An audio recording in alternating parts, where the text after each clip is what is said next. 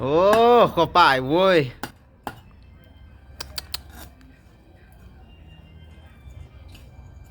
มันมาแบบคั่วปลามัน มาแบบขั้วป้าวันนี้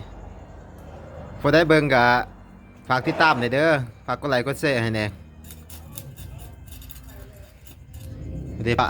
เป็นแม่ครัวได้มาเนี่ย เป็นแม่ครัวพุ่นน่ะเป็นแม่ครัวมื้อนี้แป๊บเดียวไปเมื่อกี้ไปหาป้ามาเมื่อกี้นี่พี่น้องเอ้ยเลิกงาน5 โมงแล้วก็ไปนั่นใส่หม้องพี่น้องเอ้ย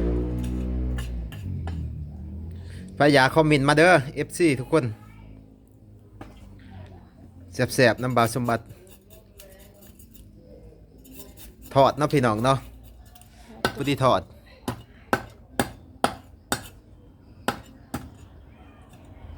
โตกำลังดี